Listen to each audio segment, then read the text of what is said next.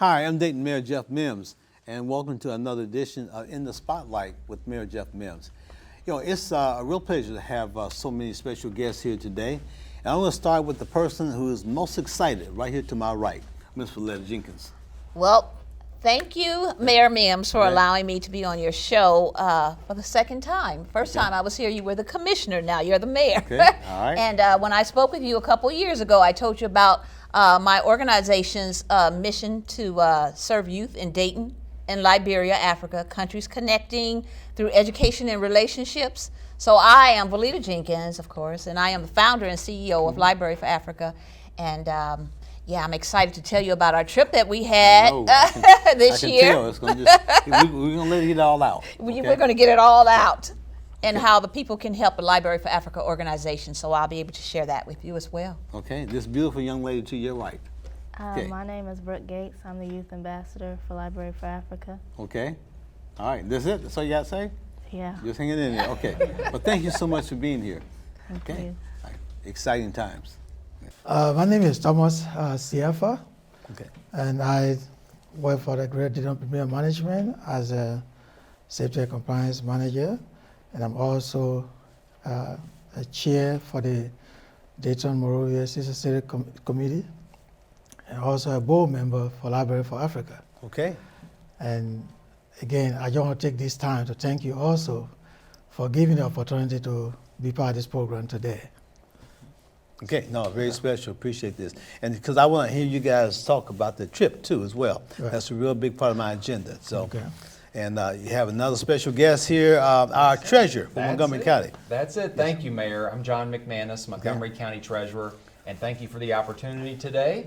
And thanks for doing this show and getting the message out to everybody in the city of Dayton on all the great things that are happening in the city. Okay. Thank you, Mayor. Thank you for your support as well. Thank you. And then last, way back, I've known this gentleman when both of us had more hair. Okay, he's my Quite a bit. commissioner for the city of Dayton, Mr. Matt Joseph. Thank you, Mayor. I appreciate it. Like you say, I'm Matt Joseph. I'm a Dayton City Commissioner. Been proud to serve with you for a long time now. And I also sat on our Dayton Sister Cities Committee for a long time, and that's the role that I'm serving here. Okay, all right. So we all talk about a lot about reading, and not just here in the United States, but other places, other countries that do not have some of the luxuries that we have as far as young people sometimes wanting to read. We struggle sometimes getting more of our young people to understand the strong connection between reading and learning, and one that you learn how to read, and then you read to learn. And those are your basic processes as far as education is concerned. But you've taken it to another level.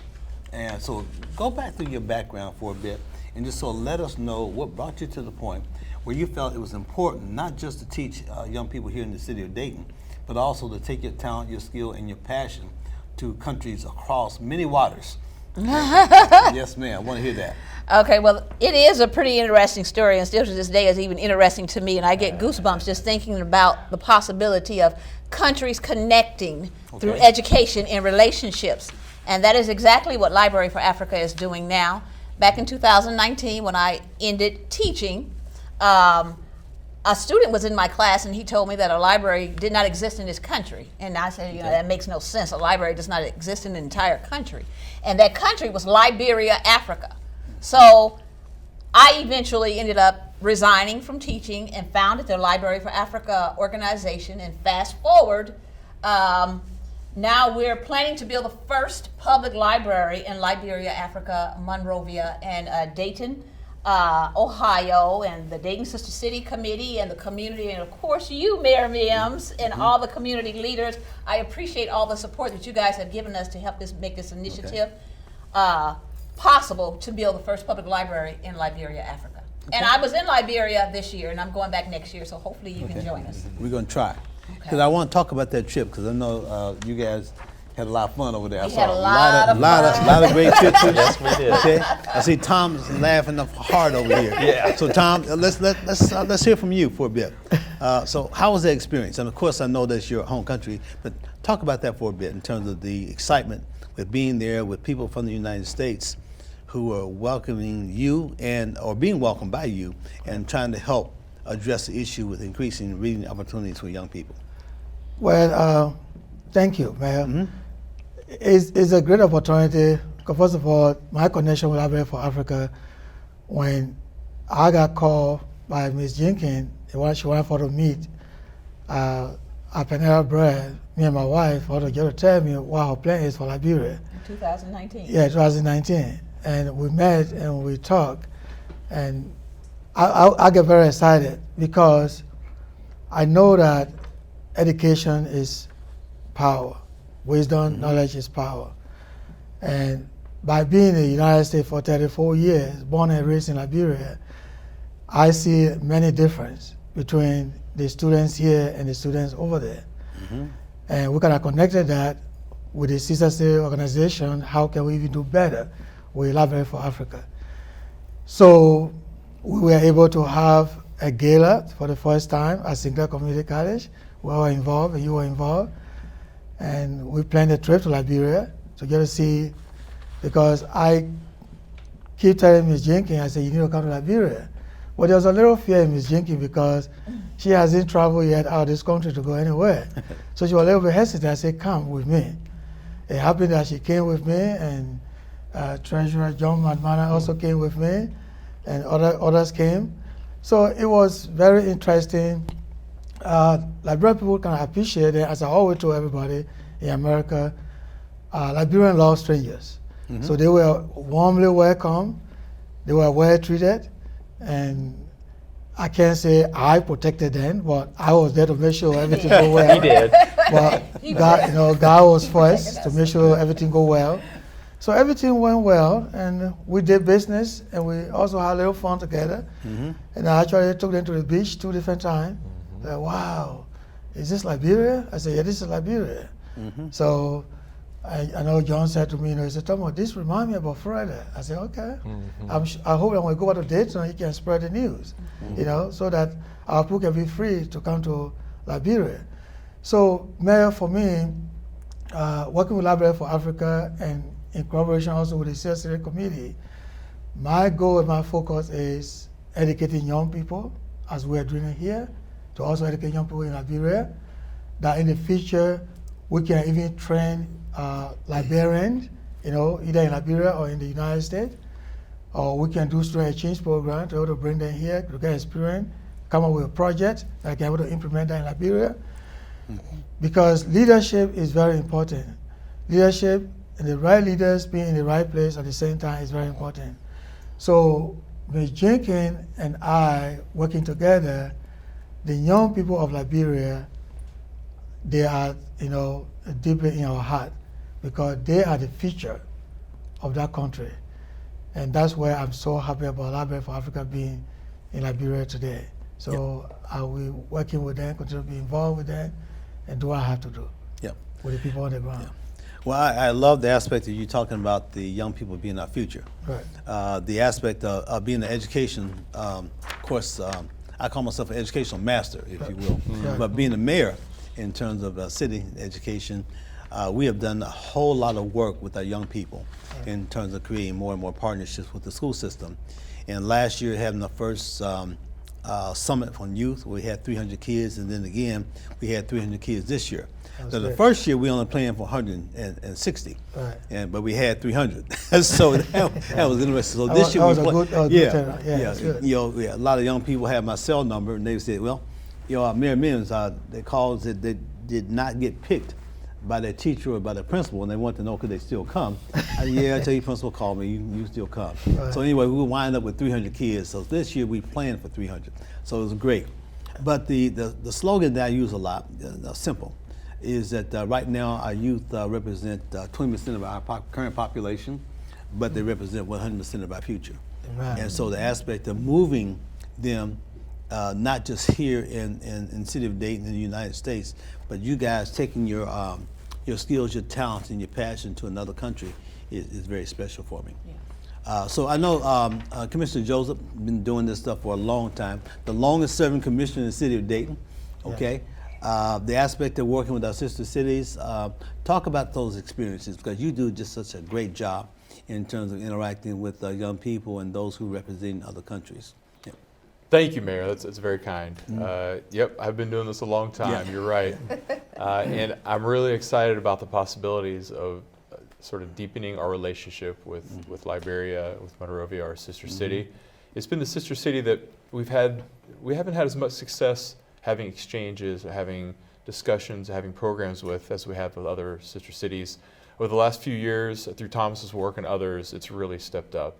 And I really appreciate that because it's one of the sister cities we need to pay more attention to, not less. So this program is really exciting. And I will say just a little bit too about the point of sister cities. Our sister cities organization exists to promote person-to-person diplomacy, which means you want to get to know somebody. We want to encourage people to speak with them, to do programs with them, to break bread with them, to walk with them, to have discussions with them, to get to know somebody from a different country, from our sister city, in hopes that it'll reduce wars and conflicts by increasing understanding, the understanding that we're all people. Right. So this program is a really great thing. The fact that we're helping folks to get a library, the fact that we're conversing with folks and working with people, bringing people there to go over here to go over there and vice versa. It really is in line with what Sister City tries to do, and really with our goal as a city, as leaders of the city. We're all about encouraging those conversations, encouraging understanding as a way to move everybody forward together. So I support this very strongly, Mayor. Right. And I'll go to my former school board person and now treasurer for the Montgomery County here in Ohio, here in the Dayton area. What does this mean to you? When you look at the aspect of helping young people in other countries, I know, again, you spent a good 4 years working on the school board with Dayton Public Schools and made some significant contributions in that space. And so then you decided you wanted to move on and do something for more people, okay? Certainly appreciate that, because we all try to do those things. Thank you, Mayor. What was it like for you to travel overseas with the group?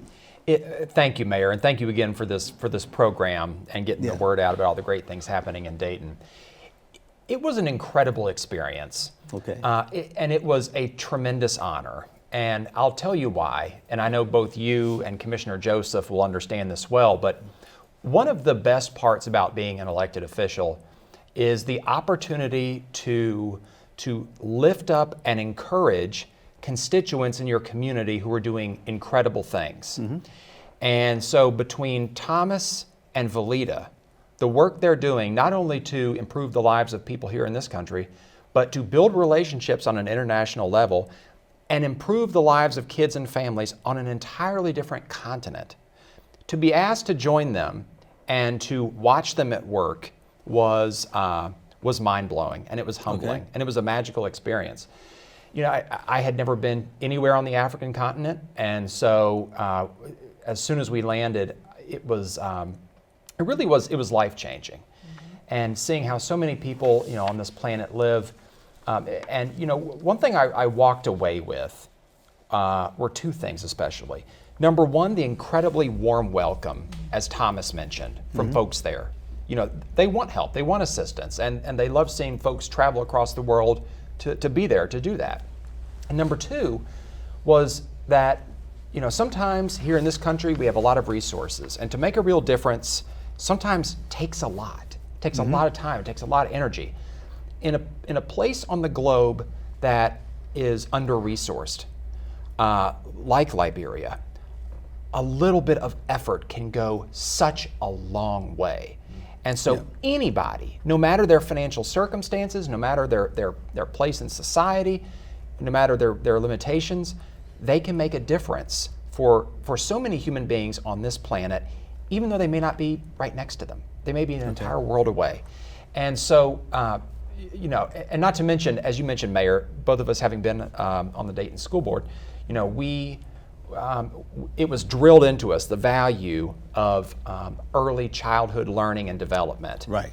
And sometimes you sit down and you think, gosh, us human beings, we're not just residents of the same city or the same county. We're residents of the same world. And isn't it great that you can travel across the world I like that. to help kids and families do something great? So it was an honor. And so I want to thank these two great members of our community for giving of their time and their talent to help further some wonderful causes. Okay. Thank you, Mayor. Okay. So the excitement that you felt, Yes. okay, was Yes. tremendous. What about the excitement that was displayed by so many of the people there in the country that you saw? Incredible. I mean, the trip that really hit me the hardest was a school full of kids. And these kids didn't have a book on their shelves. And the school building, we're used to nice school buildings here in this country. Their schoolhouse, dirt floors. Their roof was being held up by literal tree branches. But these kids were so excited to see people there with big smiles on their face. They were so hungry to learn, and their teachers were so encouraged by this international cooperation between citizens of different countries. The excitement was unlike anything I've ever seen. The entire school ran out to meet our van, and it was. Experience. And these kids, God bless them, you know, they don't have a lot in terms of material resources, but they have so much in terms of emotion and hope and drive, and they just need some help. They need some assistance, and so that was palpable. And it meant a lot. I will never forget my experience there, ever. Okay. Ever. So I know there are several things on your plate that you have to talk about. You got so much excitement going. I'm excited right I know, now. I know. I have so many things running around in my head, and I just cross them off of my Okay. head. So I want to get this out very quickly. Okay. When we were in Liberia, when we got into the airport, it was like, for me, it was like, oh, I'm home. Just something came over me. Like, Okay. I read about Africa. I've taught myself about Africa. I teach my daughter about African culture. But to actually be there, and from the moment that we were there, from the beginning to end, we were treated with great love and care. Okay. I almost didn't want to leave, but I had to come back home. Right? But John and the delegation, when we visited this school, and this is what sticks with me, Okay. it's the children, right? We visited the school, had a tour of the school, and sticks for tin roofs, no windows, dirt floors. We're not used to that. And I walked around and I said, well, something's missing here. The books. Okay. I didn't see one book in sight. I said, this is not right.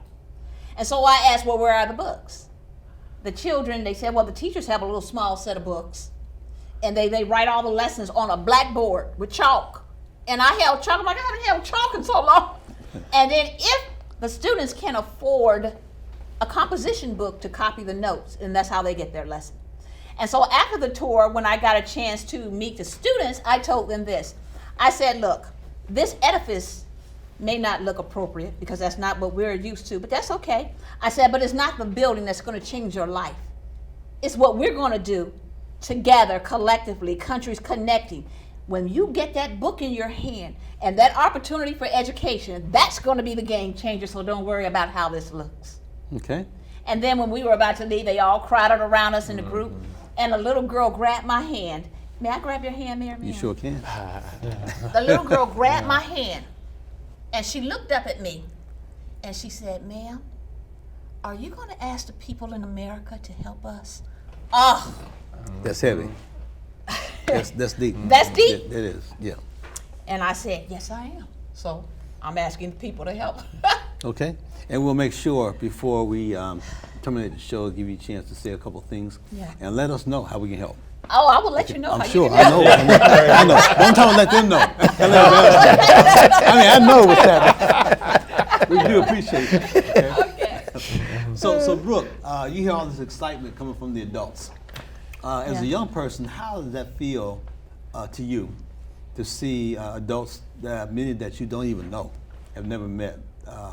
How does it make you feel as a young person, thinking about your future, thinking about how life potentially can be for you as you move from youthhood to adulthood?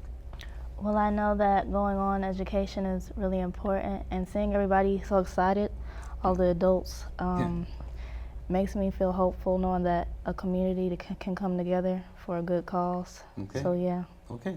All right. You probably should say that again for the adults out there who are watching. Amen. With that smile. Well, I would like to ask I would like to say my daughter's a little bit soft-spoken, but Yeah. she listens. Yes. But she's not going to say very much. Okay. And I just want to personally thank my daughter. You know, she's with me everywhere I go, right? Yeah. You see me, you see her, basically. Okay. And I want to thank her for all the hard work that she has done from the very beginning when it was just an idea in my head. And she still sticks with me to this day because she says, that's not right.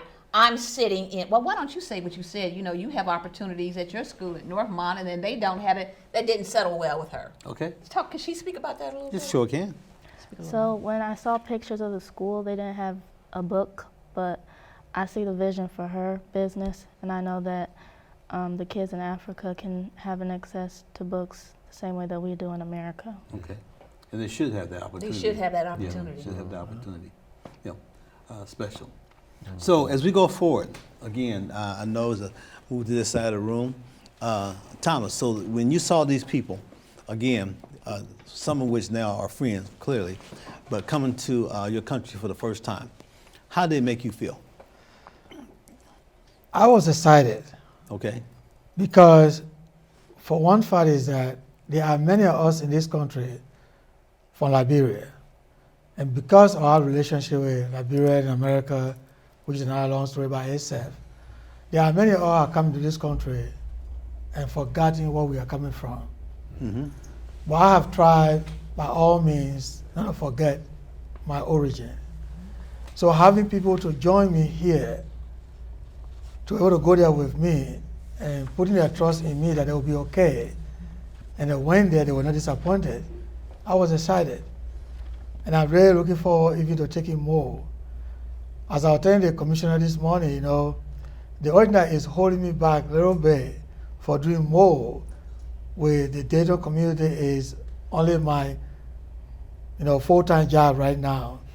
But I'm getting close to that retirement. When that time comes, once I step out, this is what I'm going to do more. Because I want young people to come here to experience this also. And I want young people to come from here to go over there and experience that also. Mm-hmm. Because sometimes, by just watching TV, either here or there, we get missed messages sometimes. Right. Misunderstanding sometimes. When you can feel it and you can see it, you get a better taste of it. And that's what I'm really looking forward to.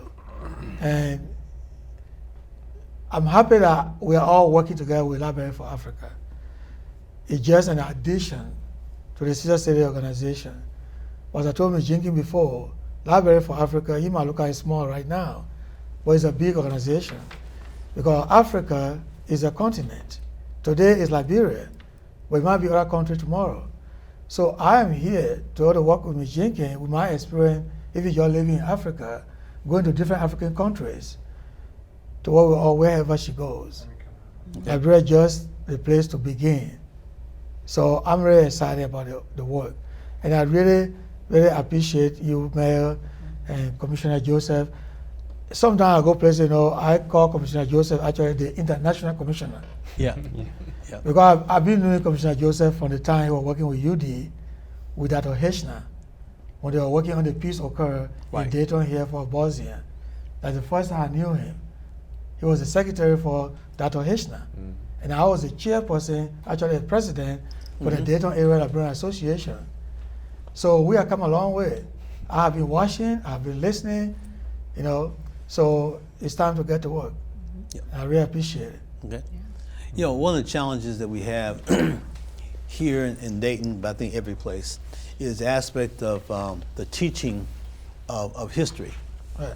In terms of individuals, I think the big issue, in terms of the state, how they have reduced the teaching of civics, and in some cases even government. Right. And you have young people growing up, moving from youthhood to adulthood, who do not have a strong grasp, if you will, on things that happened, 30 years ago, 40 years ago, or 50 years ago, not just in our country, but in other countries, again, across the world. And not having that information is challenging for us to look at how we try to go forward. Because if you don't know where you've been, it's hard to map a pathway to go forward because you're destined to make so many of the same mistakes that others have made as they've traveled through situations that were challenging and difficult and the like. And I know, Commissioner, you're doing a lot of work again with sister cities and individuals from other countries. What are some of your thoughts relative to the historical perspective of how different countries get along and how they don't get along? What happened to them in past years? And I tell a story a lot about when I was in high school and going through a French class, which I did not want to be in French class. Okay. But all right, I was there. Okay, and so I'm playing on the little headsets and microphones, pretending like I'm an air traffic controller, and doing all those kind of funny things. And the teacher would listen to us as we talked. But what I did not know, the value that I was gaining by being in French class, until I got to Vietnam.